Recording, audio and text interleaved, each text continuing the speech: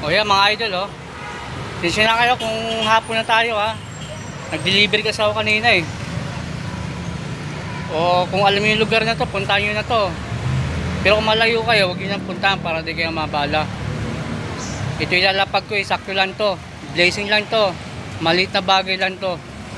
Pero malaking bagay na sa iba to. Ay mga idol, tignan niyo lang kung saan ko ilalapag. Ha?